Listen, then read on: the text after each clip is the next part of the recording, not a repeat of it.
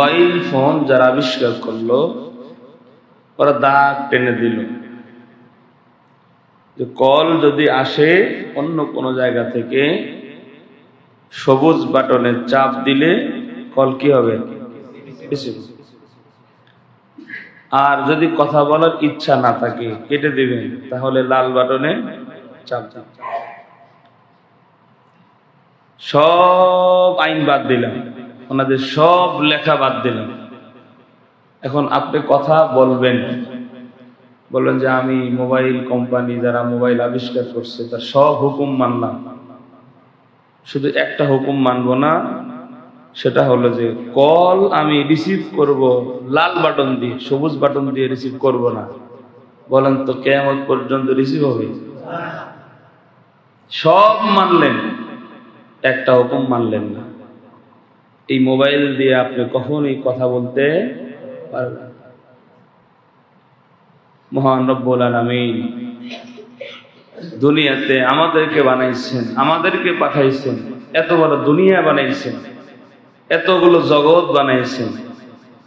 এই মানুষগুলো দুনিয়াতে কিভাবে চলবে আল্লাহ একটা গাইডলাইন আমাদেরকে দিয়েছেন, ঠিক কিনা বলেন? আর এই গাইডলাইনের নাম হলো 30 পারা কোরআন। আমরা যদি এখন বলি আল্লাহর সব কথা মানব, একটা কথা মানব না। কয়টা? একটা কথা মানব না।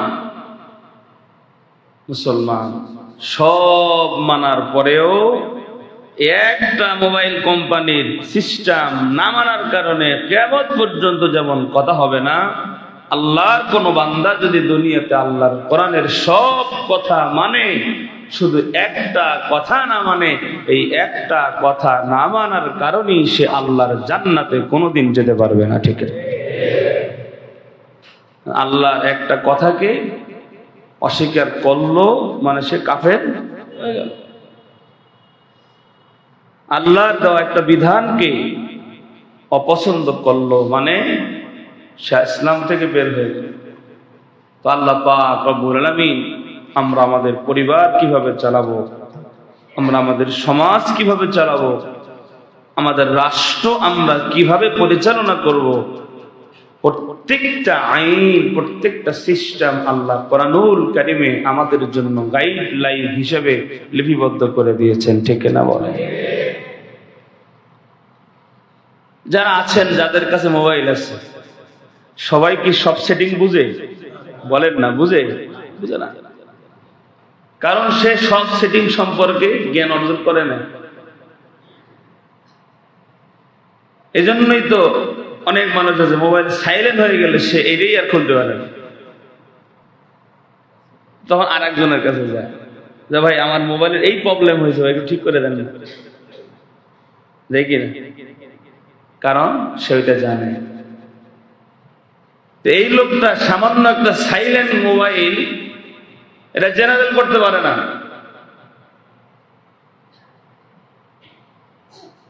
এর কারণ হলো সে ওই সম্পর্কে অবগত নয়। আজকে আমরাও ঠিক একই ভাবে আল্লাহর বিধান মোতাবেক জীবন চালাই, নামাজ পড়ি, কেমনে পড়া লাগে জানি না। কারণ কিভাবে নামাজ পড়তে হয় রাসূল যে আমাদেরকে শিখাইছেন ওইটা আমরা ভালোভাবে শিখি নাই। হজ করব, যাকাত দিব, কিভাবে দিব আল্লাহ যেইভাবে শিখাইছেন, রাসূল যেভাবে শিখাইছেন ওইভাবে শিখি নাই। এজন্য এই কোরআনের কিছু হক আছে। এই কোরআনের কি আছে? হক আছে। আমি আগেও বলেছিলাম, কোরআন হিন্দু পড়বে না, কোরআন তো খ্রিস্টান পড়বে না, কোরআন তো বিধর্মী পড়বে না। দেখেন দুনিয়ার বই যদি পড়েন, যদি বুঝেন তো লাভ, না বুঝলে কোনো কি নেই, লাভ নাই। আর আল্লাহ আমাদের এমন এক গাইডলাইন দিচ্ছেন যেটা বুঝা পড়লেও লাভ, না বুঝা পড়লেও লাভ, এমনকি বুকে নিয়ে ধরে থাকলেও লাভ, ধরে থাকলেও লাভ। শাইখুল হাদিস আল্লামা জাকারিয়া রাহমাতুল্লাহ আলাইহি ঘটনা লিখছেন কিতাবের মধ্যে। এক লোকের ইন্তেকাল হয়ে গেছে, ইন্তেকালের পরে, অনেক লম্বা কথা, তাকে কবর দেওয়া হয়েছে। এখন যিনি কবর দিছেন, জানাজা পড়ছেন, আমি সম্ভবত ঘটনাটা শুনেছিলাম আপনাদেরকে 2-1 বছর আগে।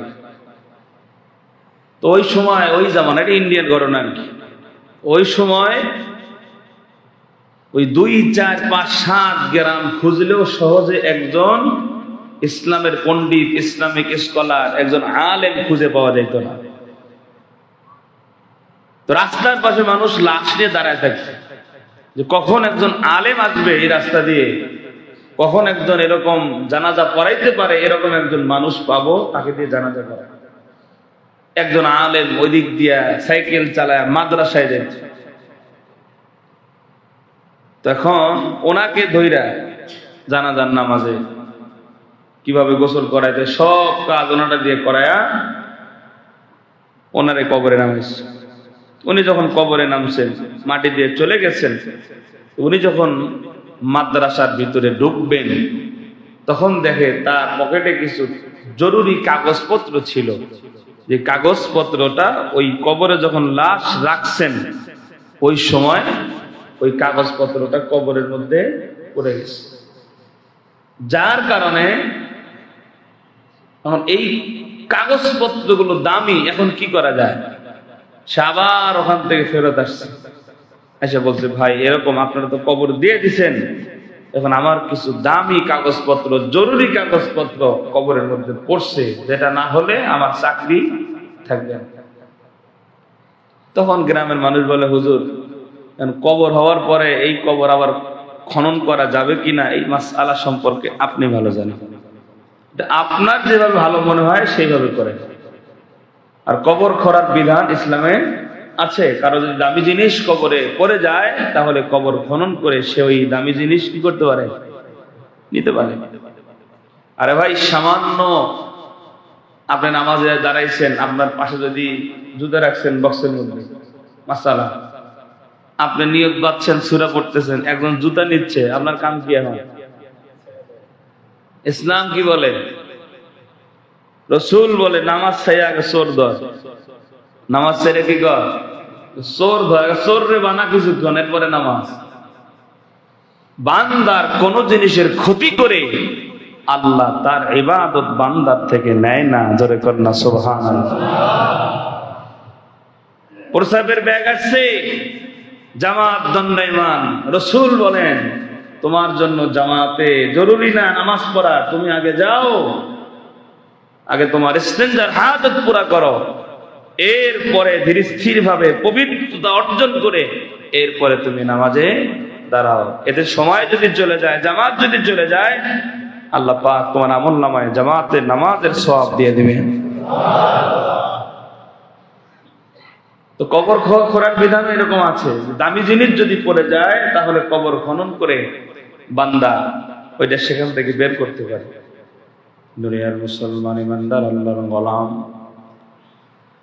এবার এই আলেম এলাকার সমস্ত মানুষদেরকে ডেকে নিয়ে যখন এই কথা বললেন যে কবর খনন করা যায়, সবাই অনুমতি দিলেন। এবার কবর কিছুটা খনন করলেন। কিছুটা খনন করার পরে এবার সামনের দিকে তাকায় দেখে কাগজগুলো একটু একটু দেখা যায়। আর একটু যখন ফাঁক করলেন, কাগজগুলো নেওয়ার জন্য যখন মাথাটা নিচে করেছেন, হঠাৎ করে তাকায় দেখে পুরা কবরটা যেন জান্নাতের বাগান হয়ে গেছে। এবং এই যে খনন করছে, এই ফাঁক দিয়া কেমন যেন একটা সুঘ্রাণ বের হইতেছে, যে সুঘ্রাণে পুরা এলাকা ছড়িয়ে পড়েছে। সমস্ত মানুষের নাকের মধ্যে ঘ্রাণ চলে গেছে। তাড়াতাড়ি করে কাগজটা উঠায় নিলেন, মাটি আবার দিয়ে দিলেন। দুনিয়ার মুসলমান এবার আলেম কাগজ উঠায় নিয়ে মাদ্রাসায় যাবে চিন্তা ভুলে গেলেন। আরে কার জানাজা পড়ায়া কার লাশ কবরে রাখলাম, কি আমল সে করেছে, আমার দুনিয়ার চাকরি থাক বা না থাক, আমাকে আগে জানা লাগবে কি আমল করে কবরে গেলে আমিও তার মতো কবরের মধ্যে ফুলের বিছানা পাবো। ও দুনিয়ার মুসলমান ইমানদার আল্লাহর গোলামেরা, এলাকার মুরব্বীদেরকে আলেম জিজ্ঞাসা করে, এই লোক কি এমন আমল করতো যার কারণে আল্লাহ পাক রব্বুল আলামিন তার কবরটা তো সুন্দর ফুলের বিছানায় তাকে আল্লাহ তাআলা শোয়ায় রেখেছেন। এবার এলাকার মানুষেরা ডাক দিয়ে বলেন, কই, আমরা তো তেমন কোনো আমল তাকে কোনোদিন করতে দেখি নাই।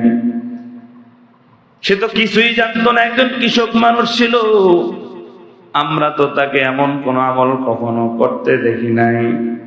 এবার আলেম জিজ্ঞাসা করে, তার পরিবারের কেউ কি জীবিত আছে নাকি? বলে, হ্যাঁ, তার সন্তান, তার কন্যা জীবিত আছে, তার পরিবারে এমন আর কোন সদস্য নাই। এবার আলেম ওই মেয়ের কাছে চলে গিয়ে পর্দার আড়াল থেকে জিজ্ঞাসা করে যে, এই যে আমি তোমার বাবার সম্পর্কে কিছু কথা জানতে চাই। তোমার বাবার কবর, আমি তাকে কবরে নামায় লাশ দাফনের ব্যবস্থা করেছি। এই বৃত্তান্ত, তার কবর খনন করা হলো। এই কবরের ভিতরে আমি যখন তাকালাম, দেখলাম আল্লাহ তাআলা কবরটাকে জান্নাতের বাগান বানিয়ে দিয়েছে। ও দুনিয়ার মুসলমান ইমানদার আল্লাহর গোলামেরা, শোনো। এবার তাকে জিজ্ঞাসা করে, এমন কি আমল তোমার বাবা করতো? তুমি একটু আমারে বলো, আমি ওই আমলটা করতে চাই। এবার এই মেয়ে ডাক দিয়ে বলে, হুজুর, আমার বাবাকে তো তেমন কোনো আমল আমি করতে দেখি নাই। আমার বাবা তো কোরআন পড়তেই জানতো না, আমার বাবা তো ঠিকভাবে নামাজ পড়তেই জানতো না। কিন্তু এরপরেও যখন আজান হতো, আমার বাবা যেখানেই থাকতো গামছা বিছায় আমার বাবা নামাজ আদায় করতে। হুজুর, আর একটা বিষয় আমি দেখেছি। কি বিষয় দেখেছেন? বলে, আমাদের তাকের উপরে কাপড় দিয়ে কি যেন পেছানো একটা জিনিস আছে। আমি তো এত কিছু জানি না, আমার বাবা কোত্থেকে যেন এটা সংগ্রহ করেছে। আমি দেখতাম আমার বাবা প্রতিদিন সকালবেলা কাজে যাওয়ার আগে আমার বাবা ওইটা ওই তক্তার উপর থেকে পারতো। মাঝে মধ্যে দেখতাম চুমা খাইতো, মাঝে মধ্যে দেখতাম এটা ভোগে লাগাইতো, আর হাতের আঙ্গুল ধরে ধরে টেনে টেনে শুধু চোখের পানি ফালায়া অজরে কান্না করতো। সুবহানাল্লাহ।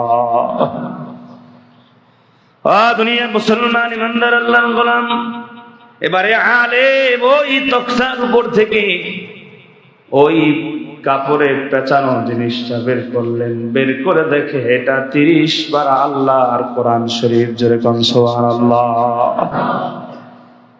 সেবার অকপটে বললেন, সেই কোরআন পড়তে পারে নাই, কোরআন পড়তে জানতো না, কিন্তু আল্লাহ পাক রব্বুল আলামিনের কোরআনের প্রতি মহব্বত, ভালোবাসা, এই কোরআন সে পড়তে জানতো না, জন্য মহব্বতের সাথে বুকে লাগাইতো, মহব্বতের সাথে হাত বোলাইতো।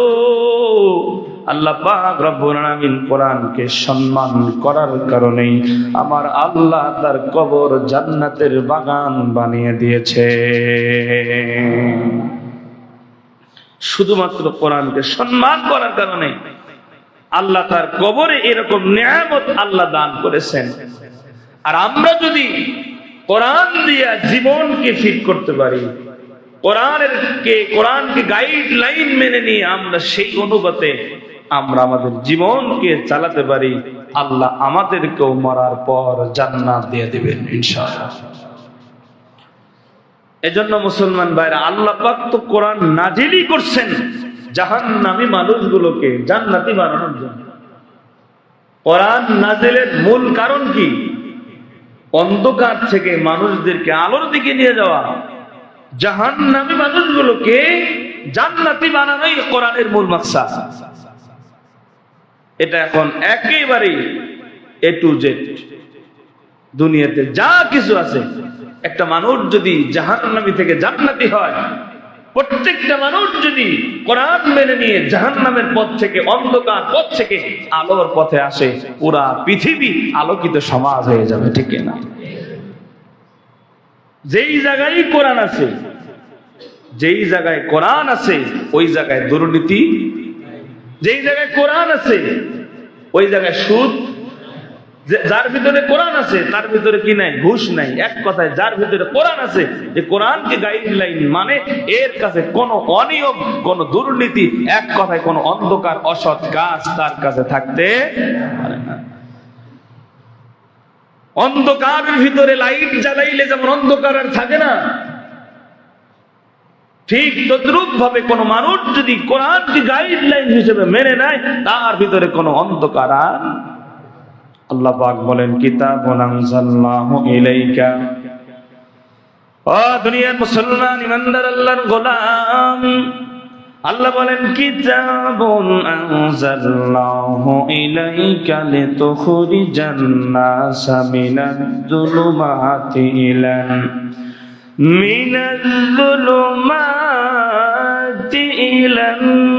নূর।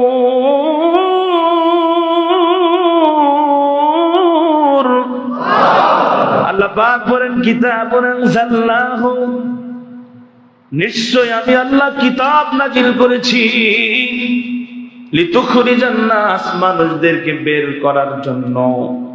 কোত্থেকে? বলে মিনাজ-জুলুমাত, অন্ধকার থেকে, অন্ধকার জায়গা থেকে, ইলান নূর।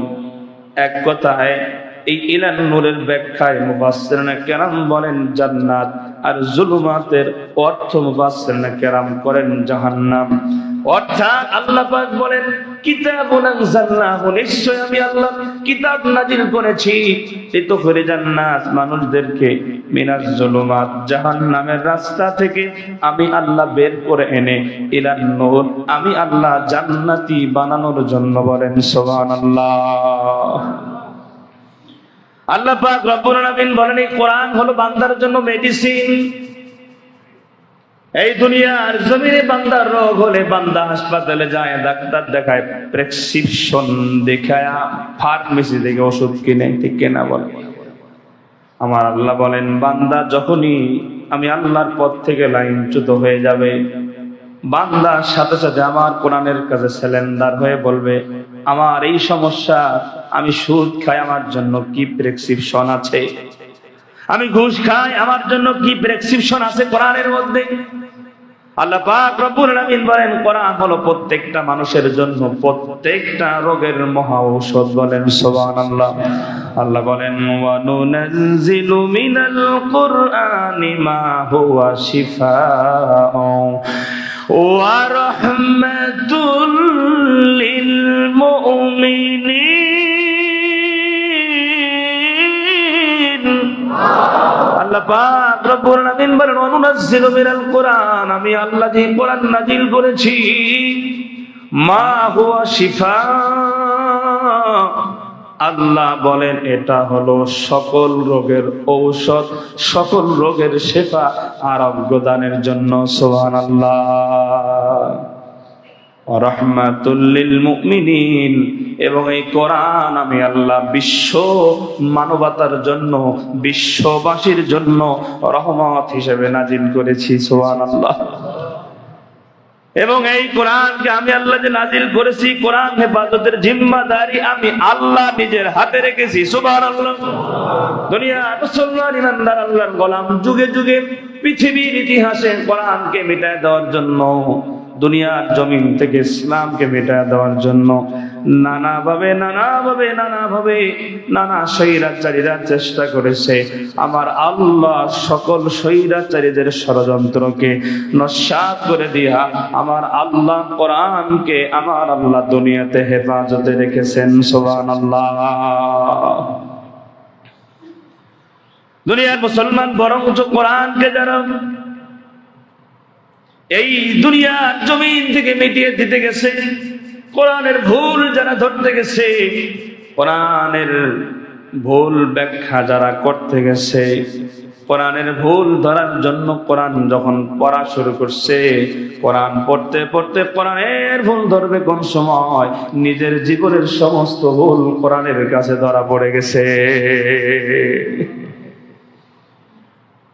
আপনারা সবাই জানেন এই কোরআনের বাংলা তরজমা যিনি করেছিলেন তিনি হলেন একজন হিন্দু মানুষ। কথা বলেন ঠিক কিনা? যার নাম হলো গিরিশচন্দ্র সেন। আরে ভাই, সে কি কোরআনকে ভালোবেসে অর্থ করতে গিয়েছিল? না না, সে তো কোরআনের কোনো সমস্যা আছে কিনা, কোনো ভুল আছে কিনা সেটা করতে গিয়ে কি করছে? অর্থ তরজমা ব্যাখ্যা বিশ্লেষণ শুরু করছে। একটা জিনিস অবাকের বিষয়, যারা কোরআনের ভুল ধরতে গেছে, কোরআনের যারা সমস্যাগুলো ধরার জন্য যারা রিসার্চ শুরু করেছে, রিসার্চ ওরা যখন করেছে, বাংলার জমিনে যারা কোরআনের লালন অন্তরে করে, যারা কোরআনের ধারক বাহক, তাদের জন্য কোরআনের রিসার্চ জ্ঞান আরো বেশি পাওয়ার সুযোগ হয়েছে। সুবহানাল্লাহ। তারা রিসার্চ করছে ভুল ধরার জন্য, ওদের ব্যাখ্যা বিশ্লেষণ গুলো আমাদের আরো সামনের জীবনকে সুন্দর করার জন্য পাথেয় হয়ে গেছে, ঠিক না বলে? এই জন্য দুনিয়ার মুসলমান বাবাজির আমার, কোরআন কোরআন প্রত্যেকটা সেক্টরে ফিট করা লাগবে। দুনিয়ার মুসলমান বর্তমান বাংলাদেশের জমিন ইসলামের জন্য উর্বর হয়ে আছে, ঠিক না বলে? বর্তমান এখনকার যেই পরিস্থিতি, এখনকার যেই অবস্থা, বাংলার জমিন তো এমনি উর্বর। একটা বীজ ফেলতে দেরি হয়, সেখান থেকে আল্লাহ গাছ দিতে দেরি করে না। আমার মন বলে, আমরাও যদি কোরআনের বীজ বাংলার জমিনে বপন করতে পারি, এই কোরআনের সুফল পেতে আমাদের দেরি হবে না, ঠিক না? এই জন্য দুনিয়ার মুসলমান ইমানদার আল্লাহর গোলাম, আমরা যারা মুসলিম, আমরা যারা আল্লাহকে বিশ্বাস করি, আমরা যারা বিশ্বাস করি কোরআনকে যদি রাষ্ট্রে পাঠাতে পারি, কোরআনকে যদি সংসদে পাঠাতে পারি, কোরআনকে যদি সুপ্রিম কোর্টে পাঠাতে পারি, আমি কসম করে বলতে পারি, একজন কাজের বুয়া থেকে শুরু করে রাষ্ট্রের উচ্চপদস্থ কর্মকর্তা পর্যন্ত প্রত্যেকটা নাগরিক, প্রত্যেকটা জনগণের অধিকার বাংলার জমিনে প্রতিষ্ঠিত হবে, ঠিক না? কিন্তু যদি কোরআনকে বাংলার পার্লামেন্টে, বাংলার জমিনে ইসলামী রাষ্ট্র হুকুমত যদি করতে পারি, দুর্নীতি আরো ডাবল হবে, ঠিক না বলে? এই জন্য নিয়ত করতে হবে, হিম্মত করতে হবে, চেষ্টা করতে হবে, যে যেই জায়গায় আছেন ওই জায়গা থেকে আমাদের চেষ্টা করে বাংলার পার্লামেন্টে মাত্র 5টা বছরের জন্য কোরআনকে পাঠাতে হবে, ঠিক না বলে? আজকে আমাদের মায়েরা রাস্তাঘাটে চলে, ইজ্জত নিয়ে ঘরে ফিরবে কি ফিরবে না তাদের কোনো গ্যারান্টি। আপনি ব্যাংক থেকে 5 লক্ষ টাকা উঠাইয়াছেন, এই টাকা নিয়ে ঘরে যেতে পারবেন কিনা কোনো গ্যারান্টি নাই। রাস্তা দিয়ে চলতেছেন, আপনার হাতে একটা দামি মোবাইল আছে, মোবাইলটা আপনার কাছ থেকে কেউ কেড়ে নিবে কি নিবে না কোনো গ্যারান্টি নাই, কথা ঠিক কিনা? দুনিয়ার মুসলমান যেই সময় কোরআনের সমাজ প্রতিষ্ঠিত ছিল, একটা বাঘ আর একটা ছাগল পর্যন্ত এক ঘাটে পানি পান করত, বাঘ ছাগলকে আক্রমণ করার সাহস পেত না, সাহস পেত না। বনের একটা হিংস্র বাঘ পর্যন্ত ওমরের সাধনা বলে একটা ছাগলকে অন্যায় ভাবে আক্রমণ করবে, এই একটা সাহস বাঘের পর্যন্ত ছিল। চিন্তা করতে পারে। দেখেন না, মাঝে মধ্যে আমরা খবর করি সৌদি আরবে লক্ষ কোটি কোটি টাকার জিনিসের স্বর্ণের দোকান উন্মুক্ত করে আজান হলে মসজিদে চলে যায়, কারণ ওখানে কোরআনের আইন দ্বারা চোরের হাত কাটার বিধানটা চালু আছে। মানুষ হত্যা করলে আল্লাহর বিধান কি বলে? আল্লাহর বিধান বলে, ওয়াকাতাবনা আলাইহা ফিহা আন্নান নাফসা বিন নাফস ওয়াল আইনা বিল আইনি ওয়াল আনফা বিল উযুনি বিসসিন্না ওয়াসসান্নি ওয়াল জুরুহা কিসাস। এক কথায় প্রত্যেকটা জিনিসের ইনসাফ ভিত্তিক বিচার ব্যবস্থা আল্লাহ তাআলা কোরআনে দিয়েছে। জীবনের বদলে জীবন, এই আইনটা কার? আল্লাহ। আপনি একজনকে অন্যায়ভাবে হত্যা করবেন, বিচার হলো আপনাকেও রাষ্ট্রের মাধ্যমে আপনাকেও ফাঁসি দিয়ে মারা হবে। একটু চিন্তা করেন, যেভাবে মানুষ হত্যা হয়, যদি 8, 10, 15টা, কত মনে হয় না তো লাগবে, 5, 7টা যদি এরকম হত্যা করার পরে হত্যাকারীদেরকে উন্মুক্ত ময়দানে হত্যা করছে। এই বিচার সারা বাংলাদেশের মানুষকে দেখানোর জন্য শাপলা চত্বরের মধ্যে একটা বড় জায়গার মধ্যে যদি ফাঁসির কাস্টে ঝুলাইয়া দৃষ্টান্ত স্থাপন করা হতো, আগামীতে ভবিষ্যতে যারা কাউকে হত্যা করবে, হত্যার বদলে তাকেও এমন ফাঁসি দেওয়া হবে। মানুষ হত্যা করবে দূরের কথা, গরু জবাই করতে কোরবানির দিন ভয় পাবে। কথা বলেন ঠিক কিনা? না জানি আমার এই ছবি দেখায় বলে যে ও মুখে মারছে। এটার নাম আল্লাহর কোরআন। আল্লাহর কোরআনের কাছে আমাদেরকে সারেন্ডার হতে হবে। যতদিন পর্যন্ত আমরা কোরআনকে আমাদের জীবনে ফিট না করতে পারবো, সমাজে রাষ্ট্রে ফিট না করতে পারবো, এই সমাজ থেকে অনিয়ম, দুর্নীতি, চাঁদাবাজি, হত্যা, খুন, ঘুষ, সুদ, যত রকমের অবৈধ কাজ আছে একটাও বন্ধ হবে না। কিচ্ছু করা লাগবে না, কোরআনটা পার্লামেন্টে পৌঁছানো লাগবে। কথা বলেন ঠিক কিনা? আল্লাহ পাক তো কোরআন শুধু তেলাওয়াতের জন্য পাঠায় নাই। কোন জায়গায় কি করতে হবে, প্রত্যেকটা সেক্টরে প্রত্যেকটা নিয়ম নীতি আল্লাহ পাক কোরআনে দিয়েছেন। সুবহানাল্লাহ। ওই জন্য একজন বেঈমান কাফের প্রশ্ন করেছিল এক আলেমকে, বলে এই আলেম সাহেব, আপনারা তো বলেন যে কোরআনের মধ্যে সব আছে, তো বলেন তো 1 কেজি আটা দিয়ে কয়টা রুটি হয়, এটা কি কোরআনে কই আছে? বলেন। শয়তান মার্কা লোকদের তো শয়তানি প্রশ্ন। কথা বলেন ঠিক কিনা? বলছিলাম না, একবার আমারও ধরছে একজন, ধরে বলে যে হুজুর বলেন তো এই রাসূলের সাথে জিবরাইলের প্রথম দেখা কোন জায়গায় হয়েছিল? জিবরাইলের সাথে রাসূলের সাক্ষাৎ প্রথম কোথায় হয়েছিল? তা আমি উত্তর দিয়েছিলাম যে মালিবাগ রেলগেট। হুজুর এটা হইল? আমি বললাম যে আচ্ছা, যে কোনো একটা জায়গায় তো হয়েছিল, তো এটা জানে করবেন কি? বলেন। এটা জানে লাভ আছে? বলেন। হয়েছিল এক জায়গায় দেখা নাকি? একটা ওইটাও তো একটা জায়গার নামই হবে, এটা ফায়দা ফজিলত আছে। বলে না, তাহলে এটা কি? আমার আইসেন কি যে আমার হুজুরের জিজ্ঞাসা মধ্যে হুজুর উত্তর দিতে না পারে? আবার জিজ্ঞাসা যে হুজুর আদম আর হাওয়ার যে বিয়ে হয়েছিল, ওই বিয়ের সময় দাওয়াতে কি খাওয়াইছিল? আমি বললাম যে ভাই আমার তো দাওয়াত দেয়নি, দাওয়াত দিলে না বলতে পারতাম কি খাওয়াইছিল। এই বেঈমান জিজ্ঞেস করছে আলেমরে যে কোরআনের মধ্যে আপনার সবকিছু কোরআনে আছে, 1 কেজি আটা দিয়ে কয়টা রুটি হয় এটা কোরআনে আছে? বলে হ্যাঁ, এটাও কোরআনে আছে। আল্লাহু আকবার। আর যখন আল্লাহু আকবার, কেমনে? আল্লাহ কোরআনে বলছেন, আল্লাহ কোরআনে বলছেন, আয়াতটা ভুলে গেলাম। আল্লাহ বলছেন তুমি যেটা জানো না, যে জানে তার কাছ থেকে জেনে নাও। কথা কার? কোরআনের আয়াত। আল্লাহ বলছেন তুমি যেটা জানো না, মা আসআলুকুম আলাইহি যিকরি ইন কুনতুম লা তা'লামুন। এই আয়াতটা হতে পারে যে তুমি যেটা জানো না, যে জানে তার কাছ থেকে জেনে নাও। তা আমি তো ভাই রুটি বানাই না, তো রুটি বানায় আমার বউ, কে বানায়? তো তারে যদি জিজ্ঞাসা করি 1 কেজি আটা দিয়ে রুটি কয়টা হয়, তাহলে জানা যাবে। সুবহানাল্লাহ বলেন। এই যে হোটেলে যারা ব্যবসা করে, এদের কিন্তু একটা মাপ আছে যে 1 কেজি ময়দা কয় টাকা দিয়ে কিনলাম, আর এটা আমার কয়টা পরাটা বানালে আমার এখান থেকে কয় টাকা বেনিফিট আসবে, এই হিসাব তার কাছে আছে না নাই? আমি একদিন আমার এক ভাইকে জিজ্ঞেস করছিলাম যে এটা কয় হুজুর মাপ আছে, কয়টা হয়? আছে না নাই? বলেন আছে। কোরআনে সব আছে, সব। কি দরকার আপনার বলেন? কি প্রয়োজন? সব আমার আল্লাহ 30 পারা কোরআনে দান করেছেন। সুবহানাল্লাহ। শুধু এই পর্যন্ত না, কিয়ামত পর্যন্ত পৃথিবীতে যত সমস্যা আসবে, পৃথিবীতে নিত্য নতুন যত সমস্যা আসবে, সেই সমস্যার সমাধানও আমার আল্লাহ কোরআনে দান করেছেন।